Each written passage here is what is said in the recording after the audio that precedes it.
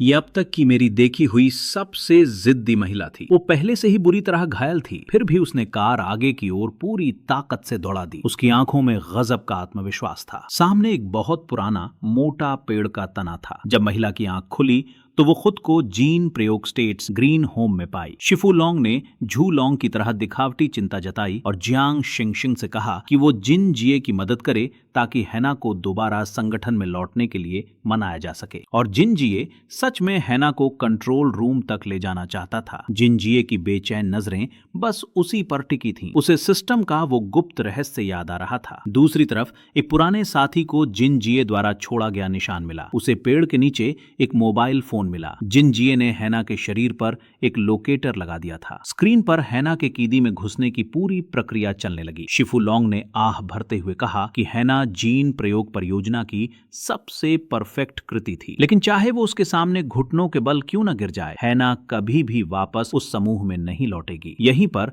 जब हैना ने जिन जिए को देखा तो वो थोड़ी भावुक हो गई। जिन जिए ने अपनी आंखों के इशारे से हैना को सतर्क किया। हैना तुरंत समझ गई कि जिन जिए कुछ कहना चाहता है। जिन जिए ने हैना के बालों की तारीफ की, हालांकि असल में उन्हें रंगने में उसी ने मदद की थी। फिर उसने पूछा, तुम अकेले उत्तर और दक्षिण घूमती रही, सिर्फ अपनी बीमारी का इलाज ढूंढने के लिए, क्लारा को खोजने के लिए? इसके बाद उसने उस एजेंट की हत्या की तस्वीर निकाली। ये तय किया गया कि उसे मारने वाली हैना ही थी, लेकिन एक और संभावना भी थी। वो एजेंट हैना के लिए खतरा बन सकता था। ये आत्मरक्षा में किया गया कदम भी हो सकता था। हैना का मकसद किसी की मदद करना था, समस्या को खत्म करना था। इसके बाद एक रिकॉर्डिंग चलती है। मैं चाहता हूं कि तुम मेरे लिए कुछ करो। मैं चाहता हूं कि तुम मेरे साथ मिलकर काम करने की कोशिश करो। अगर तुम ऐसा करती हो तो मैं तुम्हारी मदद कर सकता हूं। क्या तुम मुझ पर भरोसा करती हो? कैमरा न मिलने पर वो लगभग हैना के सामने घुटनों पर गिर ही पड़ा था। जैसे ही हालात बदलने लगे, हैना को क्लारा से मिलने का मौका मिला। संगठन का मकसद था कि हैना को अपनापन महसूस कराया जाए, लेकिन हैना